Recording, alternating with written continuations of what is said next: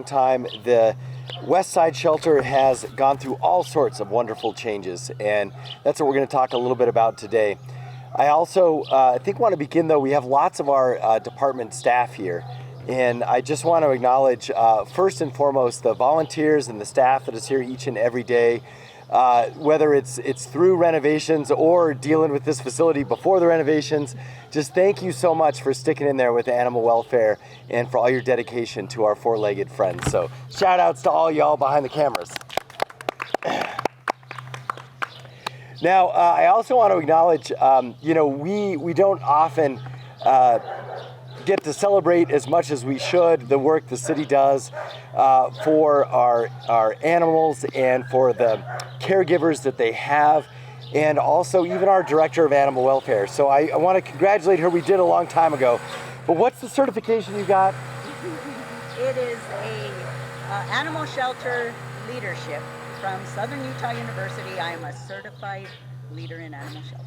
Certified leader in animal sheltering. Congratulations to our director.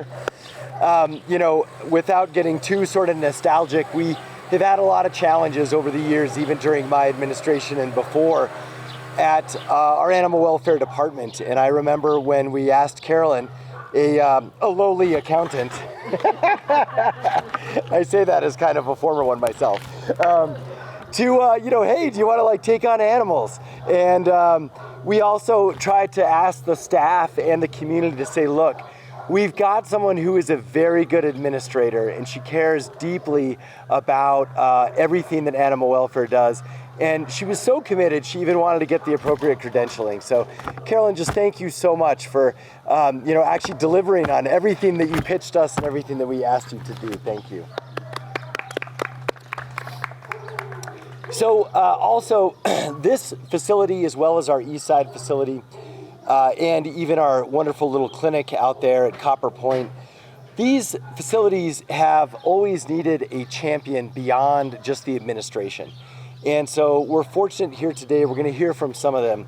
But I want to tell you that our legislators, in particular, Daniel Ivey Soto, state senator who couldn't make it at this particular time, but of course, Representative Eleanor Chavez, who's here now, they are the ones who continue to put this at the top of the list of their own volition.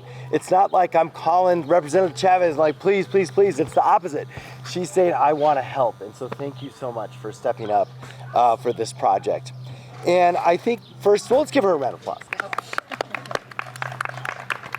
And then look, we desperately needed a champion on city council, and lo and behold appeared Council Feeblecorn just in her time of need. And so, wow, what a difference it makes to have a champion on city council. And so we are so grateful to have her passion for everything in terms of our animal welfare and animal humane.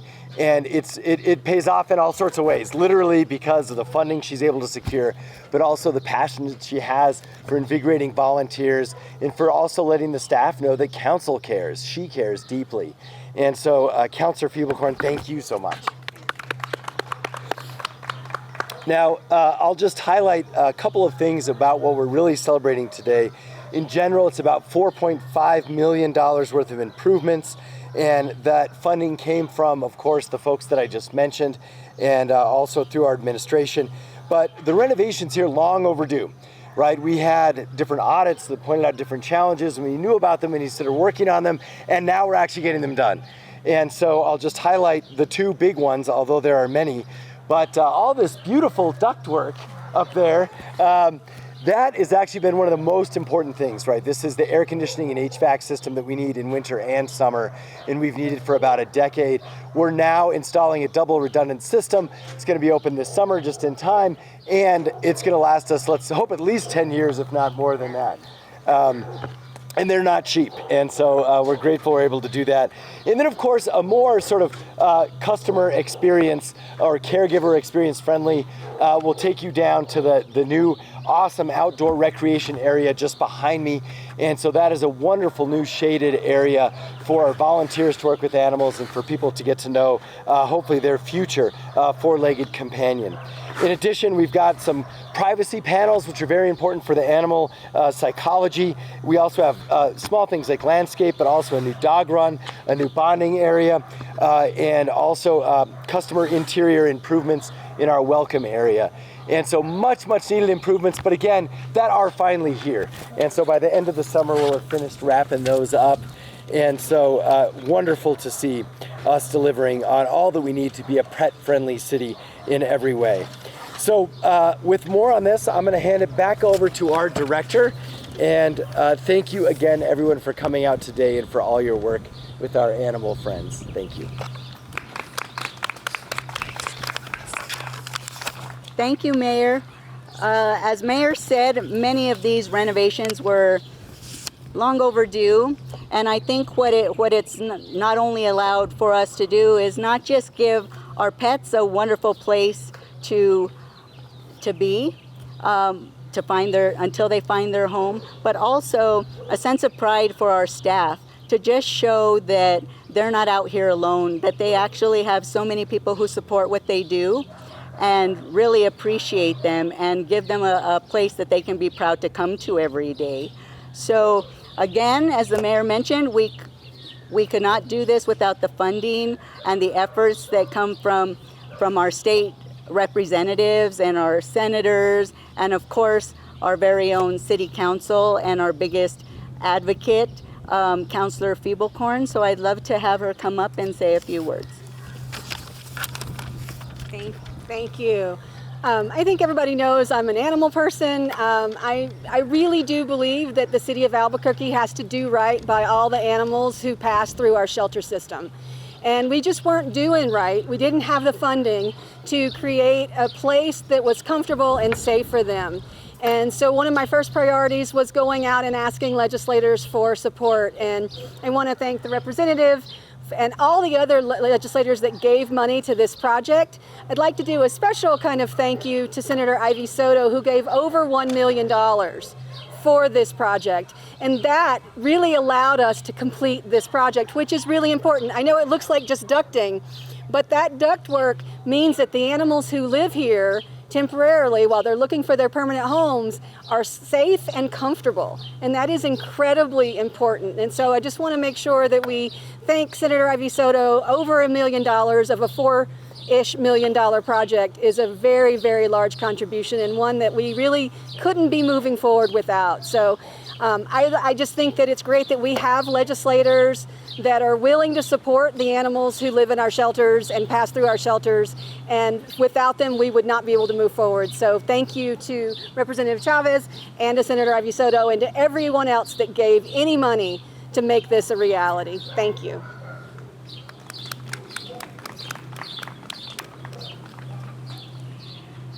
So not only the renovations are important, but also our human capital is also important. And Representative Eleanor Chavez has contributed to both.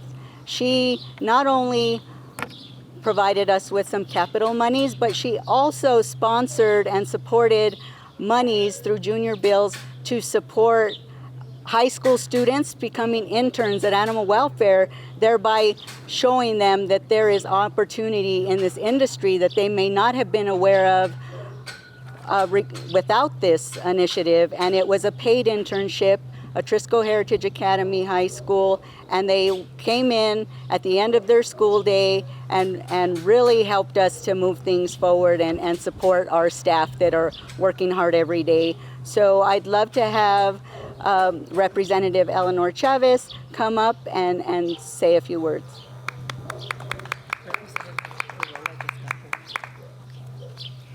Thank you so much for inviting me to be here today. I'm so excited that my capital outlay money went to make some improvements to the animal shelter. I am a pet person also. I have 4 cats, and they all sort of like just showed up on my door, right? I think that we do need to remember that our animals in this city need a safe place to be, a safe place to be cared for. while they are waiting, as was mentioned before, for their forever home. And I hope that people are inspired to come out and see the dogs and see the cats too, and take them home with them. I'm also particularly excited about the internship program. I think it was a pilot project. It is a pilot project, and I'm hoping that we can continue it, because I think that this is also a pathway for kids who might be interested in being veterinarians or being vet techs. We don't have a lot of that opportunity here. And so if we can open that up to high school students, I think it would be great. I think the students that have participated from Atrisco Heritage have found this to be a really very exciting experience for them. And again, I hope that we can continue to do it. So thank you to everyone who helped make this, all of these improvements possible.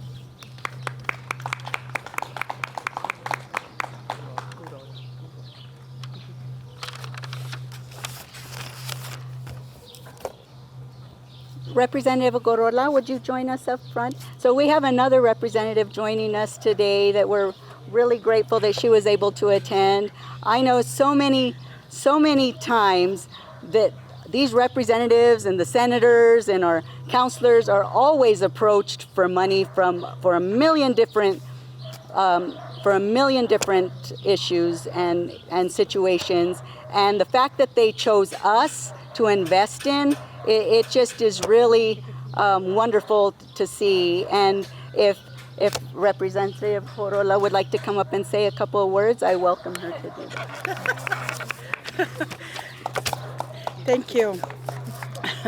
Well, I was in a school event right now, but thank you so much for all the work that you do here and for giving us the opportunity to collaborate. It is always a pleasure to do this. It's going to be hard to be here and don't want to take all the puppies and all the animals with us, but thank you. I just want to thank for the opportunity to collaborate with you. Thank you.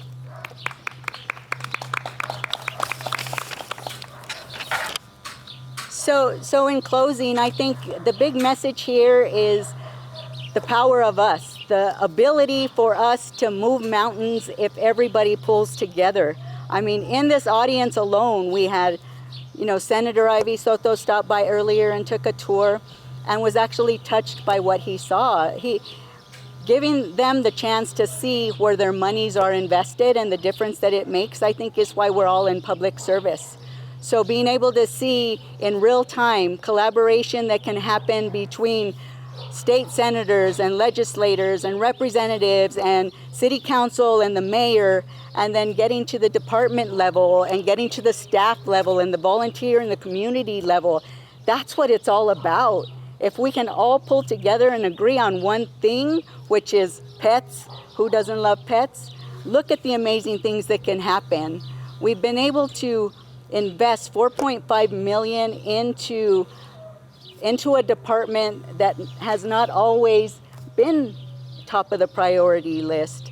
But now we're recognizing that pets are part of our families, and it's time for us to invest in them. And whether it's $1 or $1 million, every penny makes a difference. We'll put it to good use, and at the end of the day, it's going to impact and give opportunities for every pet in our shelter to find their forever home. So thank you all. Thank you to all of the departments that came together, solid waste and clean cities, and we couldn't do this without all of you. It really takes a village, and we really appreciate you all taking the time. Staff, I'm so proud of all of you for being here every single day and working hard and just loving these animals until they find their families that love them. So thank you all so much. I appreciate your time. I appreciate you carving a piece of your busy day to come out to the Westside shelter. And we encourage people to continue to come here and spend a little bit of time to get to know what we do and find a furry family member. So thank you all and have a wonderful day.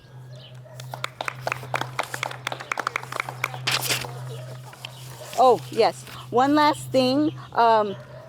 With our staff and our volunteers, we have so many people who dedicate their entire lives to the shelter. And as part of our landscaping renovations, we actually were able to replace some trees that were dedicated to some wonderful volunteer and a wonderful staff who have passed on. And I know we have the Vargas family here. Lawrence Vargas was an AWD family member. He worked for us and he passed away years ago, and it's just a small token of our appreciation in remembering everything that he did for the animals, and that once you're a part of the animal welfare family, you're always part of the animal welfare family. And then the second one is, I'm sorry, my paper's the second memorial is for Gary Lenkel, who was a longtime volunteer, and he also passed away. So that just tells you the importance and the difference that our staff and volunteers make, because we want them to be remembered for everything that they do.